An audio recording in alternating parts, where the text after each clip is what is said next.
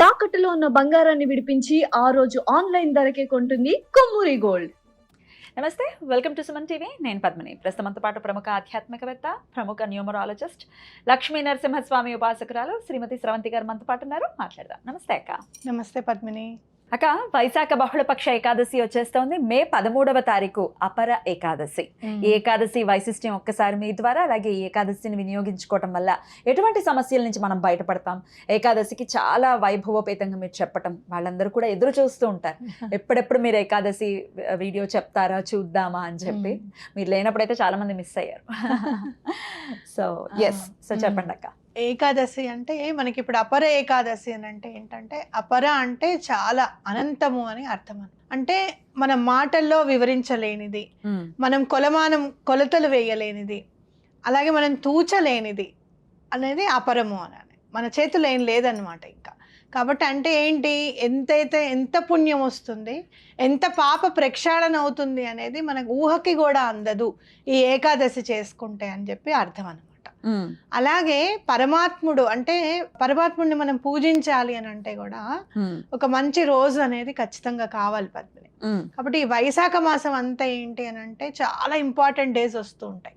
కాబట్టి ఈ వైశాఖ మాసం చాలా ఇంపార్టెంట్ గా, ఈ ఏకాదశిని కూడా అలానే మనం ఇంపార్టెంట్ గా చేసుకోవాలి.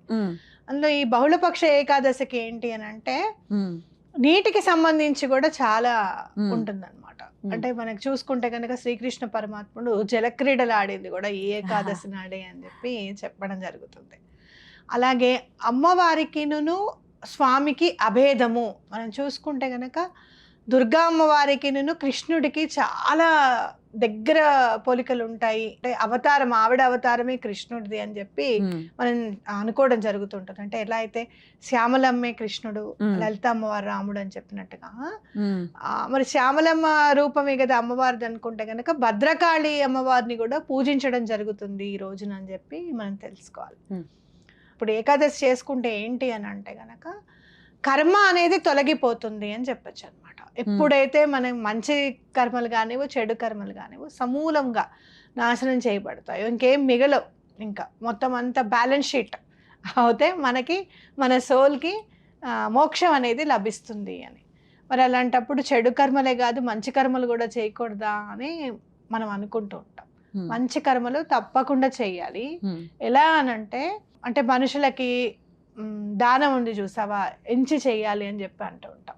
అంటే మనిషిని వాళ్ళకి నిజంగా సహాయం చెయ్యాలా వద్దా అని ఆలోచించి 1-2 సార్లు మనం చెయ్యాలి. అదే భగవంతుడికి మనం టోటల్గా మనం చెయ్యిని స్వామివారి చేతిలో పెట్టామే అనుకో, అలాంటివన్నీ కూడా మన నుంచి కాకుండా చూసుకుంటాడు స్వామి అని ఖచ్చితంగా గుర్తుపెట్టుకోవాలి. ఇక్కడ స్వామివారికి గుళ్ళకి కానివ్వు, లేకపోతే అన్నదానాలు కానివ్వు చేస్తే మళ్ళీ గుడ్ కర్మ వచ్చేస్తుందేమో, బాబాయ్ మనకి మోక్షం రాదేమో అని అనుకోవద్దు. అది మోక్ష ద్వారానికి తొందరగా తీసుకెళ్తుంది అనేది గుర్తుపెట్టుకోవాలన్నమాట.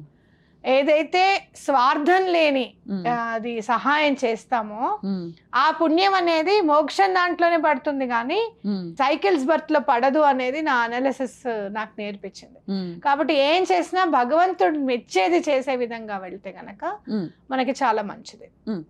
మరి మోక్షప్రదాయిని అయిన ఈ ఏకాదశి నాడు మనం ఏం చేయాలి అని అంటే గనక స్వామివారికి చక్కగా విష్ణు సహస్రనామం చదువుకోవడము, అలాగే కృష్ణుడికి సంబంధించింది ఏమైనా చదువుకోవడం చాలా ఇంపార్టెంట్.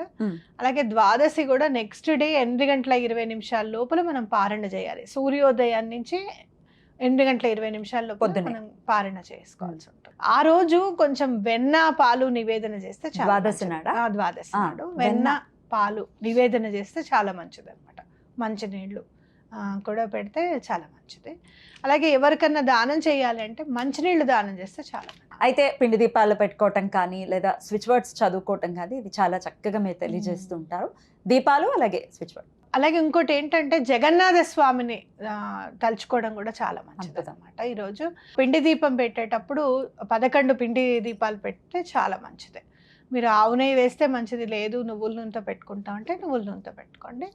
అలాగే స్విచ్ వర్డ్ ఏంటి అని అంటే, నాకు బాగా నచ్చిన స్విచ్ వర్డ్ చెప్తున్నా, ఎందుకంటే కర్మని తొలగింపజేసేది, నశింపజేసేది అనమాట. స్వధాయ స్వాహ. స్వధాయ స్వాహ సూర్యుడికి సంబంధించింది. అంటే అగ్నిగోళము అనే సూర్యుడు అనుకున్నప్పుడు, స్వధ అంటే నువ్వు ఇందాక అన్నావు చూడు, అగ్నిదేవుడు భార్య అని చెప్పి, అంటే ఏంటంటే ఎలాంటి కర్మనైనా సరే, ఎలాంటి దాన్నైనా సరే మాడి మసి చేసేసి బూడిద చేసేస్తుంది అగ్ని. దగ్ధం చేసుకోవాలి. అవునా కదా? అవును. కాబట్టి ఆ దగ్ధం అయిపోవాలి, పాపాలన్నీ కూడా దగ్ధం అయిపోవాలి.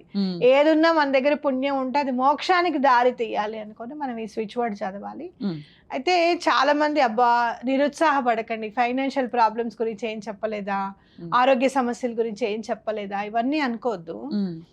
ఎప్పుడైతే మోక్షం కావాలని ఎప్పుడు అనుకుంటాం మనం అన్నీ కూడా తీరిపోయాయి, ఇంకా అమ్మయ్యా ఇంకా మనం ఏం చేసేది ఏం లేదమ్మా, ఇంకా పిల్లలకి అంతా సెట్ అయిపోయింది, ఇంకా ఏం భయం లేదు, బాధ లేదు అనుకున్నప్పుడే మనకి మోక్షాన్ని మనం కోరుకుంటాం. అంటే ఏంటి, సదాయ స్వాహ అని లాస్ట్ నెంబర్ 100 లెక్క పెట్టాము అని అంటే ఈ 99 నెంబర్స్ అయిపోయినట్టే, అవునా కదా? ఆటోమేటిక్గా ఇవన్నీ కూడా క్లియర్ అయిపోయి మనకి మోక్ష మార్గానికి దారి చూపిస్తుంది ఏకాదశి అని అర్థం అనమాట.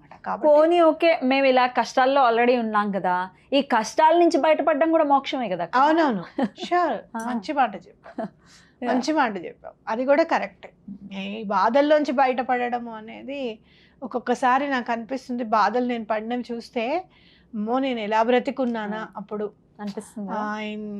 అసలు మనం ఎట్లా సర్వైవ్ అయ్యాము ఆ రోజు, 2 పూట్ల నేను అన్నం తిన్నానా మనస్ఫూర్తిగా, అసలు ఎక్కడ ఏం తిన్నాను ఏం చేసినా ఏమీ గుర్తుండదు పద్మిని, జస్ట్ తిరిగింది మాత్రం గుర్తుంటుంది, అక్కడికి వెళ్ళాము ఇక్కడికి వెళ్ళాము అని ఉంటుంది, కానీ అసలు ఏం తిన్నాము అనేది మాత్రం గుర్తుండదు అప్పుడు అస్సలు. ఇంకా ఎప్పుడన్నా పిల్లలవి బర్త్డే ఫొటోస్ అవి చూస్తే అంత కష్టంలో కూడా భగవంతుడు పిల్లలకి కాస్త ఏదైనా కొని పెట్టేంత ఉంచాడు అమ్మయ్య అని అనిపిస్తుంది. కాబట్టి కష్టాల్లోంచి బయటపడడం కూడా మోక్షమే.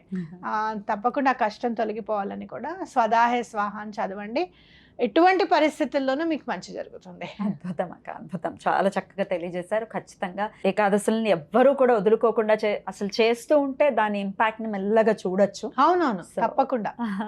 అద్భుతంగా మాకు తెలియజేశారక్క, కృతజ్ఞతలు. నమస్కారం. నమస్తే.